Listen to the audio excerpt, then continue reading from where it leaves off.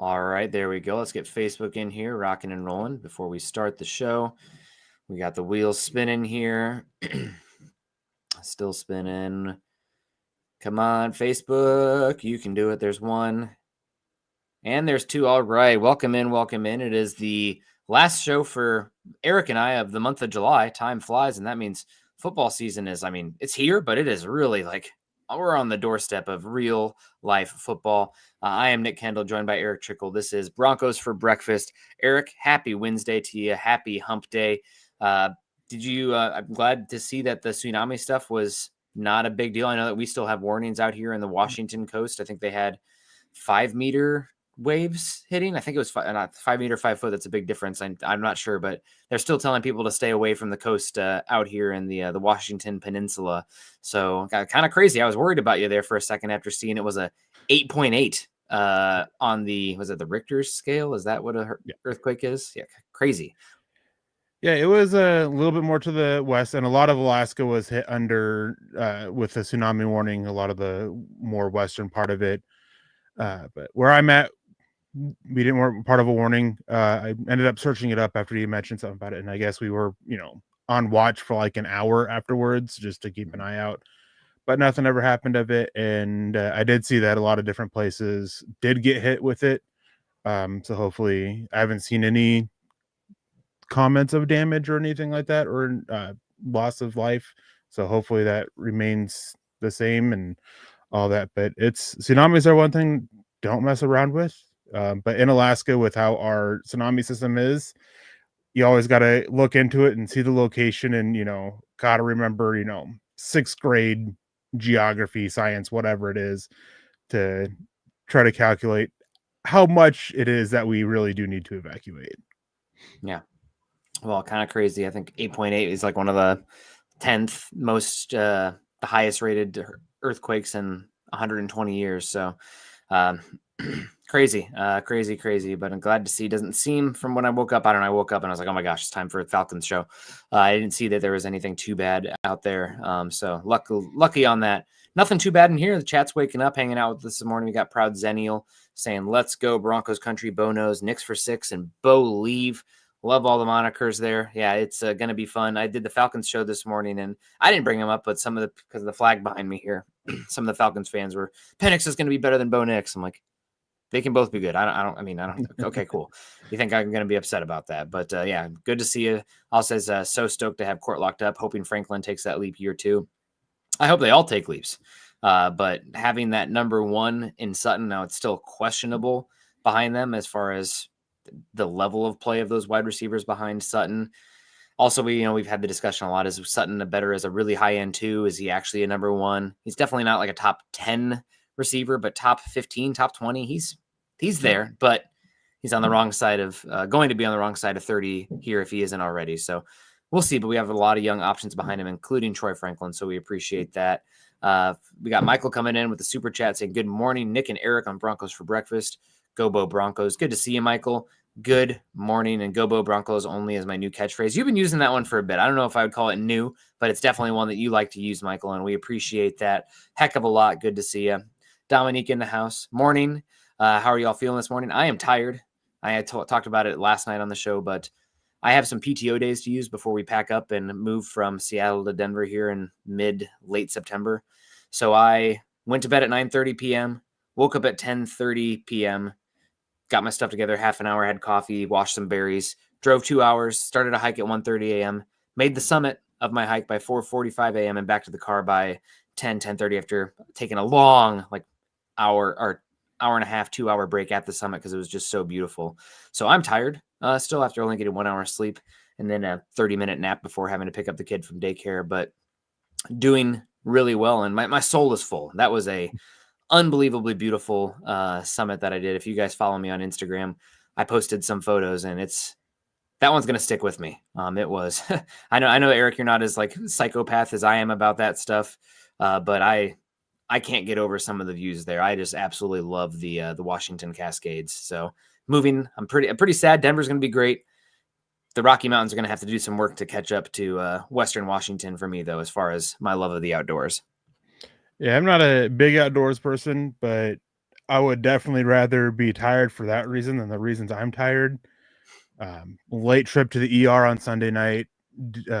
Ended up dealing with food poisoning, thankfully. Had some fear that it might have been my appendix with what was going on.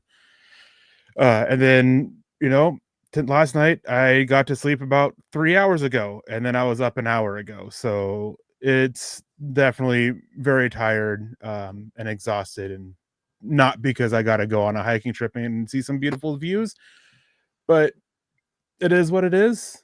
I'll survive and just try to keep pushing through, especially since we get football back tomorrow night, even though the Chargers are playing it and whoop they do, but at least it's football. Yeah, it's still football. That's great. And I'm also glad the Broncos aren't subjected into the Hall of Fame game. I know it's kind of good to see some of the backups there, but I'm ready for it to only be 2 preseason games, to be completely honest with you. And maybe everybody can have a standard 2 joint practices. I think that is more interesting to me. I honestly think the teams, now granted, where we're at, we don't get more information, but I believe the teams get more information from the controlled environment and having 2 joint practices than they do 2 preseason games where everybody's just playing vanilla man coverage and you only get to working certain concepts. I'd rather have the controlled environment of the joint practices. I'd be interested to hear what the coaching staffs have to say about that. I'm sure the players might rather have the joint practices as well. Those can get a little spicy sometimes, but really happy the Broncos are one of the few teams to have 2 joint practices this season. So I do think we'll have the 2 preseason games here coming up at some point, but that'll probably be at the cost of an additional game in this regular season game as well. Maybe we can see some expanded rosters, helping some of these guys, and also toss in a second bye week. College has 2-3 bye weeks. I think the NFL, if they're going to get up to 18 games, we need 2 bye weeks in there as well. And we got AI, put it in ChatGPT, make sure it's evenly spaced and everything. Make sure the travels as here's the teams you have to play, least amount of travel possible, and make it competitively fair. So obviously somebody's always going to have complaint about the schedule, but it just is what it is. Good to see you, Dominique. We're feeling okay. Shout out to Sutton. Yeah, really happy. We talked about way more about Allen and Benito, and Sutton was almost always, in my opinion, like next. It mainly had to do with, I wanted them to pay Sutton.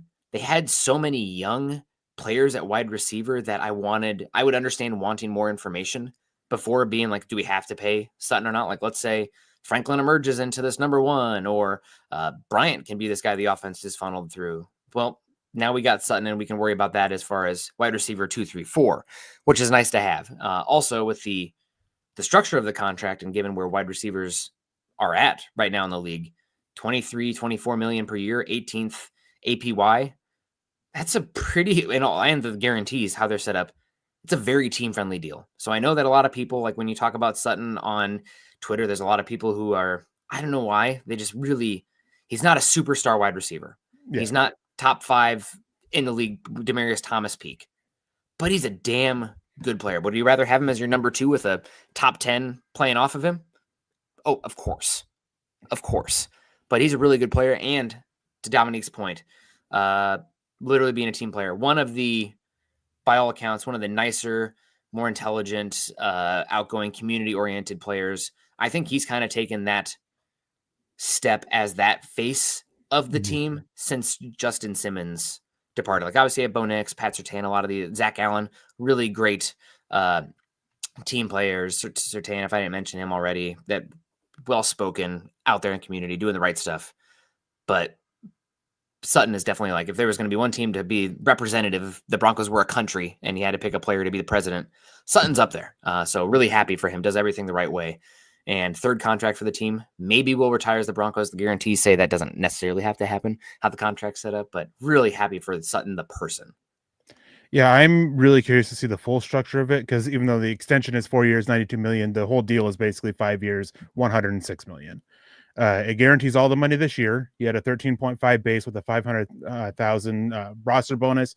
I'm curious to see if they just kind of made that as part of his base salary, guaranteeing it $27 million additionally guaranteed on top of that. Odds are that guaranteed money is probably his signing bonus and his base salary next year. Maybe very little guarantees in year 2 of that extension. And when there's very little guarantees in year 2, year 3, year 4, it's basically a series of 1-year deals. I'm willing to see. I'm curious to see when those money guarantees for that, because it just really sounds like it's going to be a series of 1-year options for Sutton, which kind of helps cover it. You mentioned the youth at the position and the young guys and stepping up. It kind of covers for that. If they step up, well, you can get out of that deal. You're getting at least 2 more years this year and next with Sutton. If they step up in that time, then you can choose not to, pick up that option basically and move on then. If there are a little bit of guarantees in that second year of the extension, then it's a situation where, well, maybe we can't cut him because of those guarantees, along with, the prorated dead cap hit from the salary bonus and how that all triggering. But we can then look at trading him and seeing another team what they can take on. So it opens up the door for different things, different options with him still. So as you said, it is a very team friendly deal. Yeah. And I mean, the reaction on Broncos Twitter was like Sutton's agent needs to be fired, but happy to have it done. And he's get 41 million in the pocket there. That's the number that sticks out in my head. I don't have it right in front of me, but really happy for Sutton and happy for this Broncos team. One less question here going forward. And now the question is, can somebody become a true target share running mate for him? How do the young receivers step up? And by the time, if one of those guys does emerge, you can probably just not copy paste necessarily. Hopefully you're getting somebody who's better than Sutton. We'll see, but you can just shift the money over to the young guy down the line. So it sets up pretty well from the Broncos from a health perspective, but we need some of these young guys to step up. Troy Boer coming in 1999 says hype feels different this year. Can you talk a bit about how an effective Engram, even with the threat, affects linebackers in a way that helps the running game and vice versa?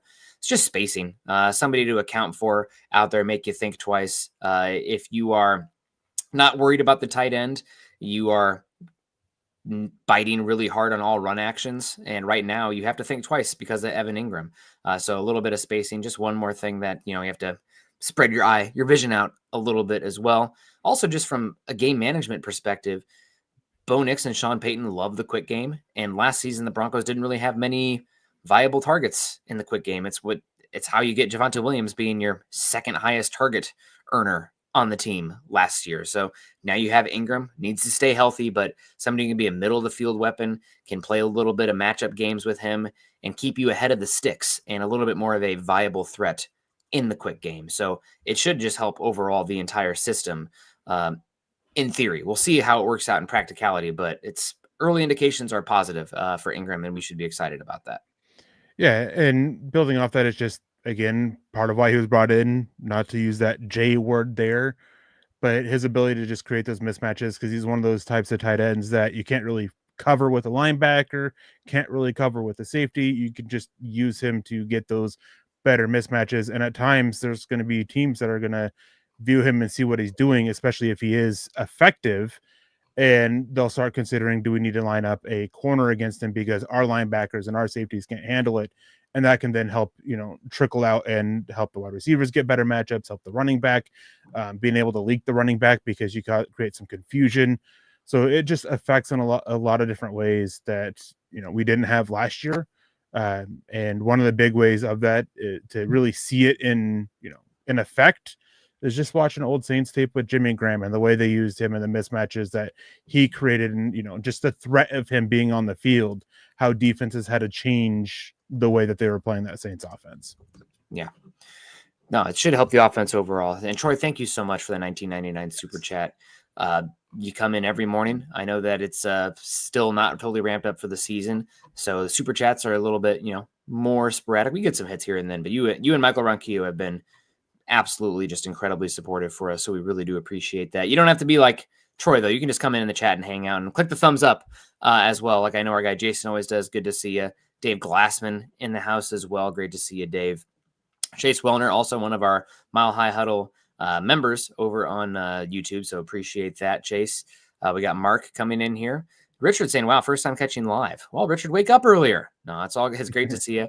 Hope you're doing well. Mr. Roush here. Hope all is well, Eric, with the tsunami warning. He didn't get washed away. That's good, unless this is a mirage. We got Gatorade Gaming. Great to see you. What's good, Broncos country? We're hanging out, having a good time. We got Austin says, Nick, with 2 preseasons game, wouldn't you be more worried about possible injuries? It's football. Injuries are going to happen. Then the veterans don't even really play the 3rd game anyway as it is. So no, I think no. I'm not as worried about injuries. I'm more worried about injuries with the extended, if you go from 17 games to 18 games. But that feels like that's an inevitability at some point. So they need to get that extra bye week in there as well. Yeah, it's just one of those things. As you said, injuries can happen, and even if you take away a preseason game, your starters are going to be playing about the same amount of preseason reps as they already are, with 2 games compared to 3. So it's not a big thing. I love preseason, but I still don't see the need for 3 games, because preseason it's not about what your starters can do. It's about seeing what the young guys can do to fill out the rest of your depth chart. And a lot of people get it mistaken that preseason games are, helping with the install and getting your offense down in a game-like situation. No, they do that in the controlled environment of practice, and then do that in regular season. Anyways, they don't do a lot of what they normally would in preseason. They don't want to tip their hand at all. So there's really no need for that 3rd preseason game, really. I mean, it's a good evaluation tool, but I think you're getting more information from the joint practices. Yes. So Anthony's against me on this one. That's okay. He says I'm tripping. That's possible. If you don't like preseason, don't watch. I'm going to watch it. That's not that I don't like it. I just don't think it's as valuable. Yeah. I'd rather have the standard 2 joint practices. And if they are going to get rid of that game and they're going to add 18 games season anyway, I think they have to get rid of preseason. Now, what I'm not for, Eric, is completely getting rid of preseason altogether. Yeah. Maybe I'm Senior Bowl pilled, but the controlled environment of the practices with like 1 game, because the game situation is still different. It's a different environment, how they play. So I don't want to get rid of preseason entirely, but I'm glad that it's not 4 games anymore. And I could see it getting down to 2. And I think that has to be part of the package if they add an additional regular season game. So we got Jake in the house with Mr. Roger Rabbit picture. Good to see you. Jeremy is in the house too. Hope you're doing well. Appreciate you, Jeremy. Donald Wilson. After last year, Sutton showed me I'm proud the Broncos finally did him right. I believe in return, he did them the right.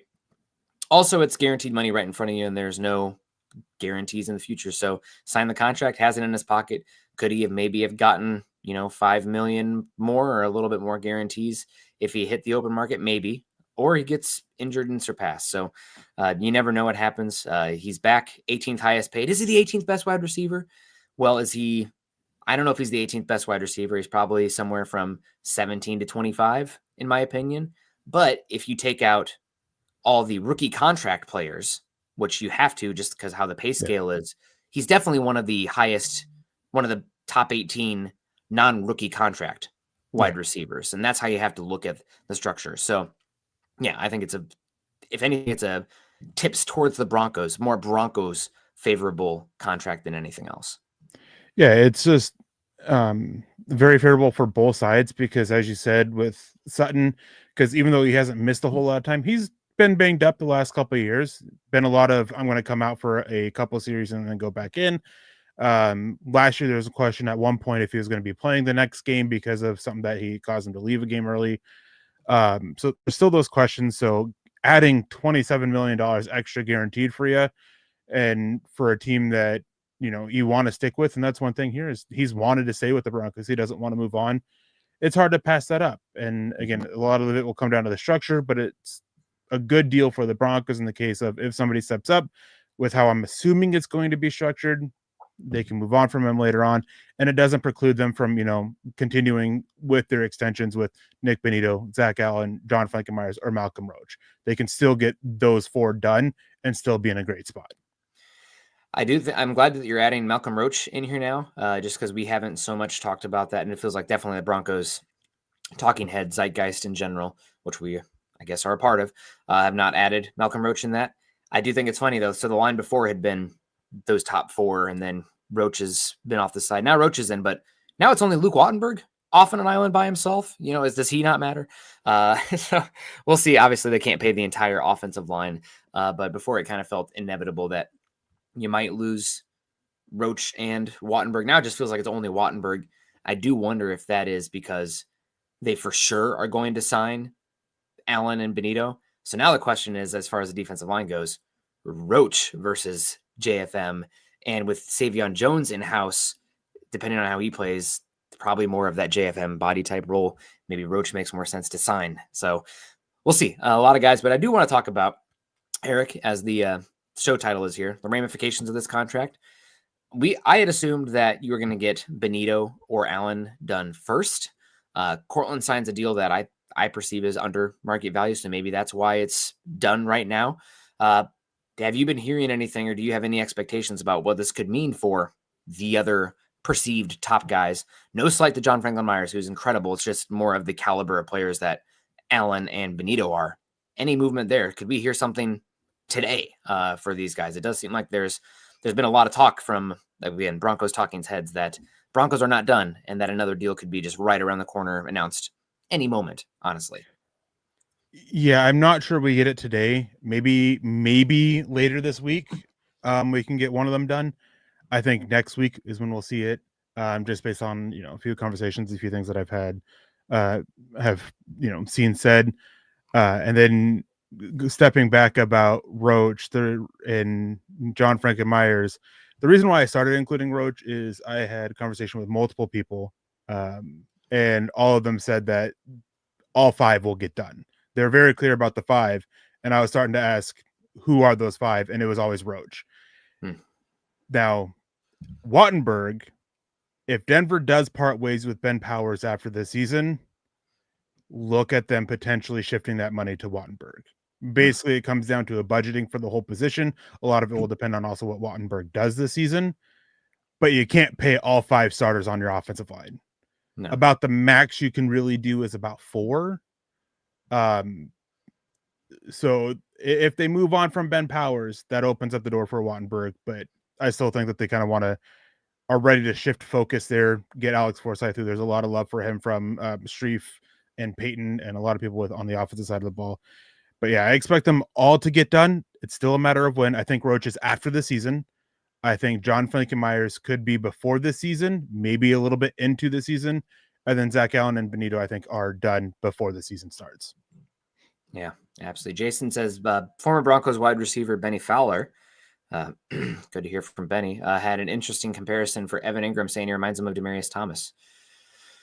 That is interesting. I mean, they kind of, if you put over their spider chart, I bet you they would be about the same size, but Demaryius Thomas was a significantly different athlete, especially down the field. So I'm not sure. I'd be curious to hear what Benny has to say a little bit more about that.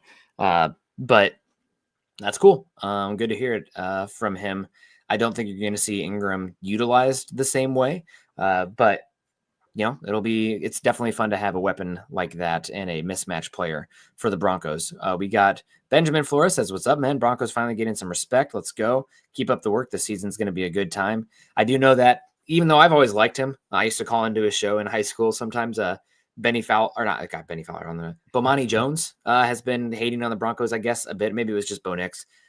I don't care. Not everybody's as dialed in as we are, and there's still enough. It's football. Things happen. That hasn't played out yet, so there's a chance that he's right.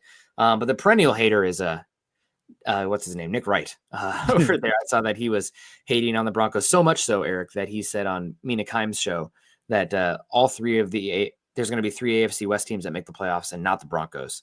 So he's really a big hater of Bo Nix and actually does hate the Broncos, being a Chiefs fan. So he's biased, but at the same time, as much as we like to be, play the impartial card, we'll probably have some bias as well, just because the information we receive and where our perspective is at and everything. So not full on homers by any means. We're skeptics at heart, but no, it's we'll see how it plays out. But yeah, it should be a lot of fun, and it is going to be good. I think the expectations are very high. Inside Dove Valley, they're not even keeping it hush-hush. They're talking, going for the whole thing. So we will see. Got to stay healthy. Defense has to stay the same, if not evolve, be better against good teams rather than being the most volatile defense in the NFL as they were last season, according to FTN Fantasy, the DVOA metrics. But heck, man, we'll see. I think we should probably know the first 6 weeks of the season how they look. where this team is stacking up. And it's not just going to be obviously that Eagles game on the road, but just like how they're looking against their opponents. But internally, they're not hiding it. They have sky high expectations. Yeah, I don't want to say Super Bowl or bust internally, but it's definitely pushing for it. Yeah. I would say that they have eyes on at least the AFC Championship game this year. They really do believe that the division is within grasp. They look at what they've done, how they're building the roster, where they're at, and they look at what the Chiefs have done and where they're at with the issues that they have with the offense right now, with a lot of concerns still about the offensive line and their weaponry. So they believe that the division's in grasp. They believe that they can make a run for the playoffs, and as you said, they're not hiding it.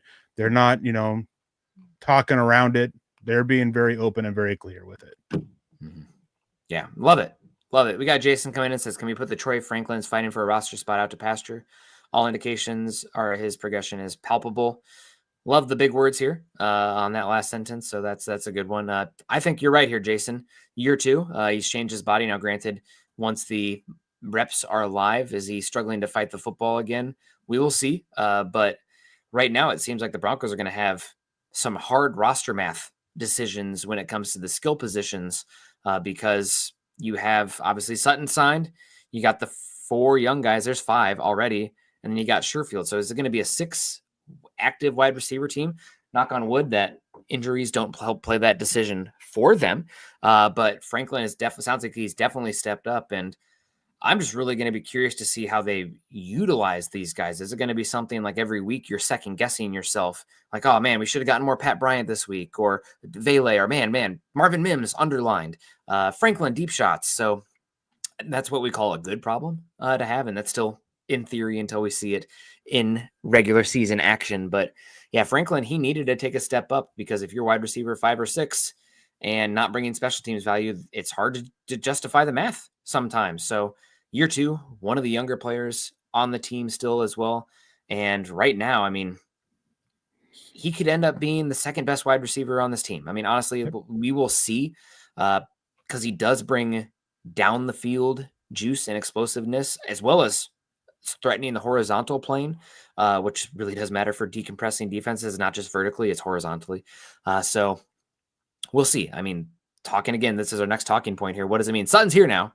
Sutton's going to be number 1. Maybe he becomes an expensive, older number 2 as somebody else emerging as that number 1. But I am just so fascinated by wide receivers 2 through 4 on this team. 2 through 5 on this team, because they're these young, cost-controlled rookie contract guys. And maybe it's going to be a timeshare with all of them. I don't know, but they have so many options. It's not just hanging your hat on one guy. And it's a good thing, but like overwhelming to a certain extent too. Yeah, Jason, go ahead and start hammering away at your keyboard because you're not going to like what I have to say.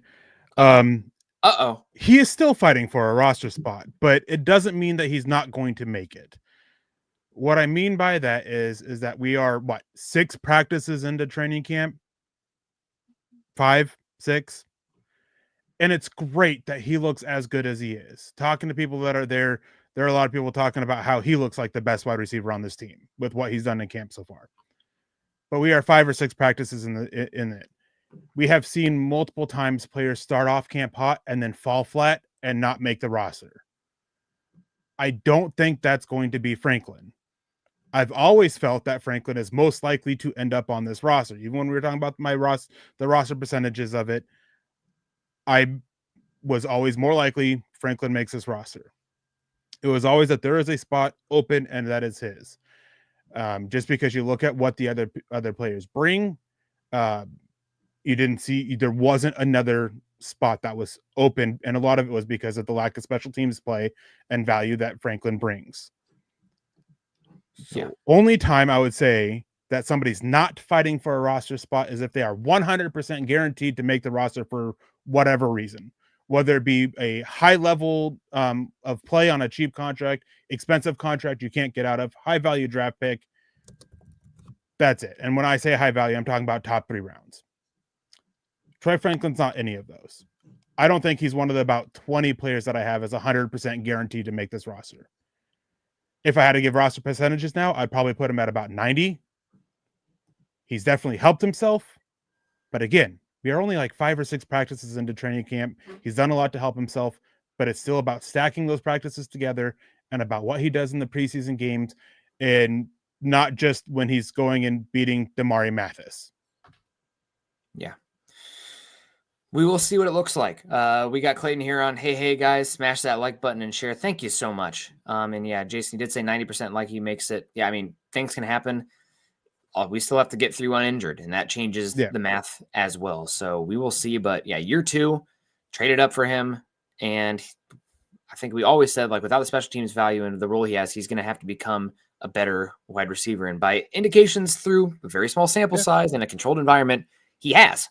So that's good. And also, it looks like he's, from what I've heard, Eric, he has worked on his nutrition and his body composition, and been because of that, added a little more strength to his game. So again, he could, there's so many, it's good questions to have. You don't love it because it's unknown still, but how it could be Vela, it could be Bryant, it could be Mims, it could be Franklin, it could be all of them, it could be none of them, right? Like, it's just, we need to see how it plays out over the season. I'm really happy to have Evan Engram and Courtland Sutton, who seem to be, as we talked about leading into the season. Right now, who are you banking on? Who's wide receiver 2 for this team? I'm like, it's Evan Engram. Like, it's by all accounts, it's going to be Evan Engram. And that seems to be where the media is reporting now after we've been talking about it since they signed him. But we'll see how these young guys play out. And hopefully we get some good answers and finding out that all these guys are so good that it's like, it's just a number. You're going to rotate them. But got to let it play out. Yeah. And real quick on that, with what's really helps Franklin here is where he looks improved, not just that body type, but on the field specifically. What were the 3 big issues last year? He had a very limited route tree, wasn't showing an expanded ability to run more routes than, basically running that 9 route or running a quick screen behind the line of scrimmage. He's showing more development in routes. He's really showing the ability to attack the intermediate level of the field. He's showing more, not great nuance, still got a lot of work with the nuance aspect of his route running, but he's showing improvement with his breaks. He's showing improvement with his ball tracking ability, especially over his shoulder. And he's showing better catching. That was the big issue last year, was drops. And Jason comes in and says, let's not forget that he's picked 102, essentially late third, and they traded up for him. Yeah, they traded up for him. But when you look at Sean Payton's history of early fourth round picks, or even late third round picks, he's been pretty quick to move on from them, especially if they aren't cutting it. And with the rookie wage scale as it is, there is a very clear difference between being a late third, being the final pick of the third round, to being the first pick of the fourth round. There is a major difference of it. The rookie wage scale contracts have really brought about that change. Going to be interesting to see how it plays out. It's been one of the main storylines and questions we've had about this team, Eric. The other one here I keep coming back to is, like, yesterday, not last night, by all accounts, the Broncos defense was absolutely suffocating, dominating. Broncos offense couldn't do anything. And we know that the offensive line repeat what they were last season? They were a little bit of a surprise last year. And we've talked a lot about the defense potentially regressing because how volatile that is. We'll see if the offensive line can repeat last season, or if there is some just natural regression there. I have to feel like nobody's talked about that. It's just been an expectation, but every year is a new season and you have to go out there and prove it again. So we'll see about them. The other aspect that's something we've been questioning, and we can like the names, but the reality is we don't know because they haven't really played.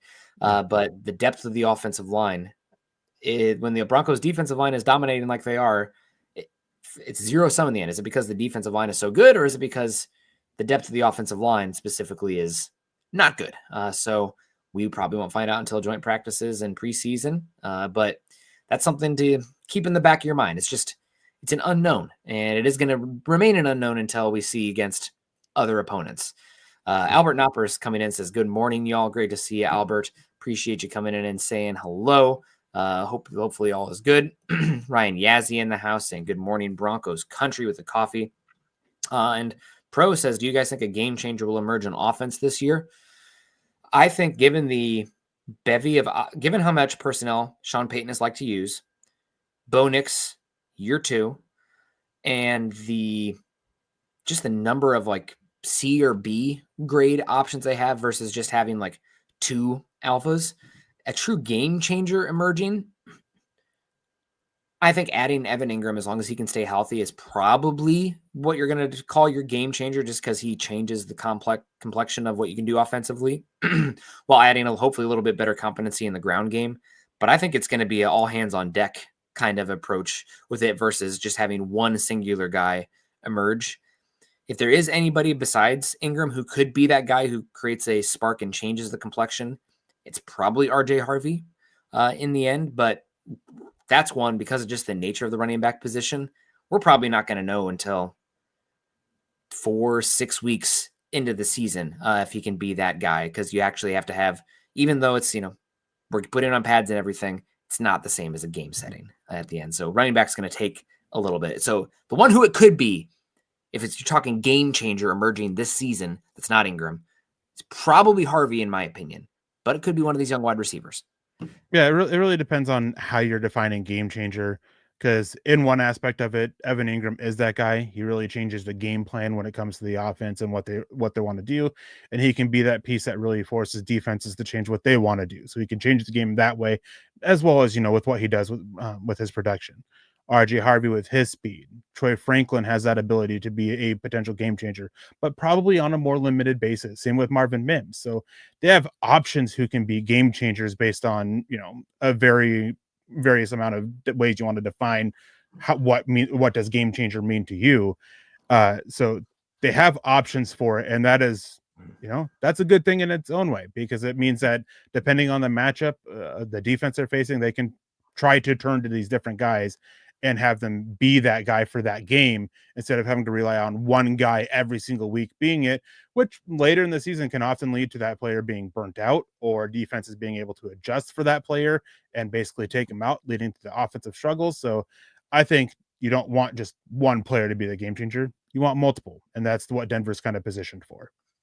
Yeah, no doubt. And you have to have, if you do have multiple, a lot of times it comes down to the coach knowing when to push and pull the right buttons, and the quarterback as well, versus the young guy, kind of Matt Stafford early on. It's like Calvin Johnson, there we go, spam that button. It's the Madden on the old Sega with its AB button. With how good Megatron was, you can get away with spamming that. That is true.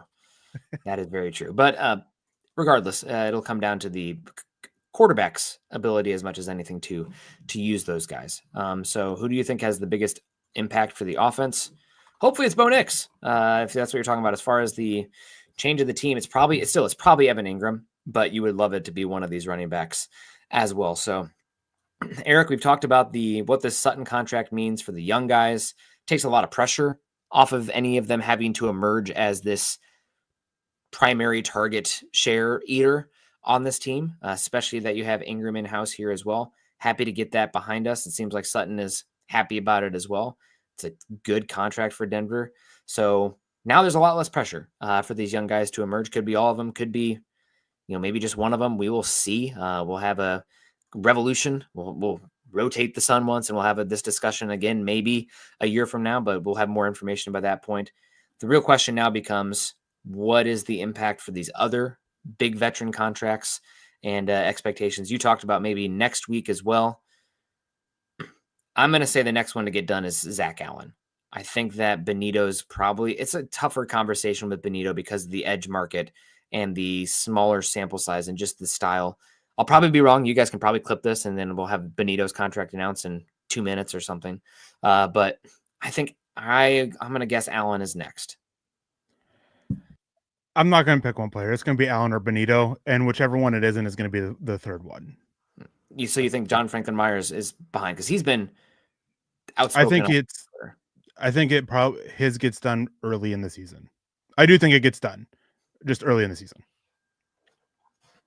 Do you think that, obviously if I was his agent or a family member, I would say don't do this, but with how Zach Allen has spoken about John Franklin Myers, would he shave off $2 million a year to keep John Franklin Myers around? Because there's an interview with, I think it was one of the Long brothers. I don't remember which one it was, but he's saying just the communication and chemistry they had immediately made such a difference for him this season. And long term, would he maybe take $1 or $2 million less to keep him around for that continuity.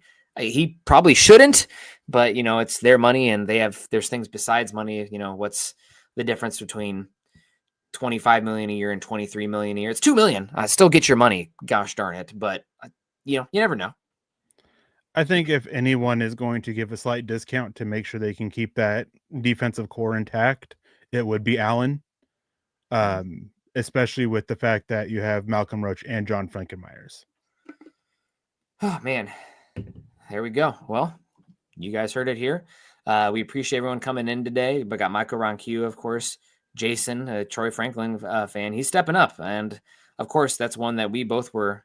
I'll just own it myself. If hammering like, no special teams, limited role, that's a hard sell. But it sounds like he's taking a step forward. And if you can bring explosive plays with how hard it is to create explosive plays in today's NFL, given where we're at analytically, it kind of feels like I just constantly make baseball analogies here. It's because baseball is such a good statistical sport. It just makes sense to use as a comparison. But the type of defenses and getting rid of explosive plays is kind of like an equivalent of the shift in baseball. It's like, well, we know how horrible explosive plays are on defense, so let's just do everything we can to get rid of them.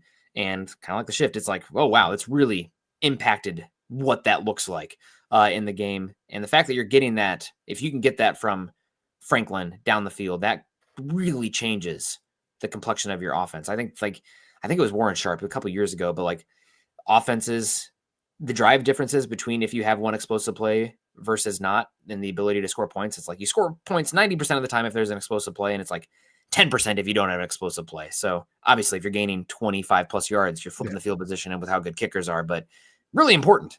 It's like crazy. If you can get an explosive play, you're going to score unless you shoot yourself in the foot. So we will see. But yeah, hopefully Franklin steps up, and really happy just at the end, again, wrapping it up. Really happy for Courtland Sutton. Shout out to George Payton and Sean Payton. They've been on a heck of a run here. There's been a few missteps here and there. Obviously, the Russell Wilson trade, that would get most people fired. So shout out to Sean Payton and the Penner group, Walton Penner group as well, for not running off George Payton, because I was ready to, because that Hackett Russell contract in that short time span, I mean, ding, ding, ding. That's 3 strikes and you're out. But yeah, kept him around. It's been really good. Obviously, you had the Randy Gregory contract. That was a misstep. And to a certain extent, very small, but still a misstep. The Josh Reynolds contract last season, granted, you were able to move on from Reynolds because unexpected lottery ticket scratch off Devon Bailey steps up and fills that role to a certain extent. But for the most part, the drafting and the talent acquisition and retention from this front office has been exquisite. And it's a reason we're talking about the Broncos we're whispering Super Bowl contender ? I'm not ready. I'm not going to bang that drum yet. I need to see it, but really happy about everything that's going on. And again, congratulations to Courtland Sutton. Yeah, congratulations to him, and congratulations to the job that George Payton and Sean Payton have done. As you said, George Payton had those 3 strikes you're out moment with the Wilson contract trade and Hackett hiring.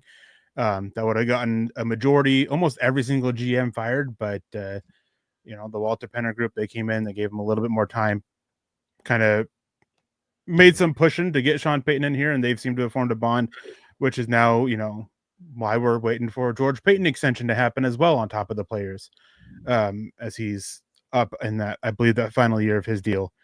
So they've really turned it around. They turned it around quickly. There's a reason why we're, not necessarily saying, we're not saying Super Bowl. They have those hopes internally anyways, but we're now looking for another playoff appearance and a playoff win, at least, is kind of where the expectations are for most of us. I wouldn't say all of us. So congratulations, son. Congratulations on them there. And hopefully they keep showing that when you go and you perform for them, they want to reward you as long as they're able to. They have, 6 players that are eligible, for extensions to be rewarded, or 5 players now. 6, I guess, if you want to throw in Will Lutz in there as well.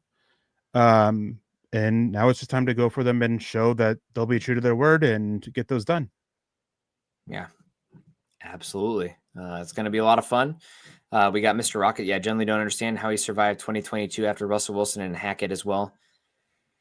Good vision by Sean Payton and the Walton Penner group, I guess, in the end, is what it is. Because I think it would have been completely understandable if they would have moved on from him. In hindsight, probably a mistake. Now, granted, who do you want to credit, Sean Payton or George Payton? But it seems to be, I for sure thought they were going to bring in, Ireland. Was it Jeff Ireland? I can't remember who the general manager is out there in New Orleans. And is it Sean Payton or is it George Payton? Because we've seen what the Saints have done roster-wise. Colin Cowherd talked about it a little bit since Payton's left. But either way, it's the team. Is it the quarterback? Is it the offensive line? Is it the general manager, the head coach? It's the system. You're trying to solve for X and Y and Z when you don't know any of the variables, just to a certain extent, a weight that's attached to each of them. So can't solve for too many variables at once. So it's what makes football beautiful. Not to get too too nerdy on you guys. I was promised there'd be no math. It's 7:30 my time, 8:30.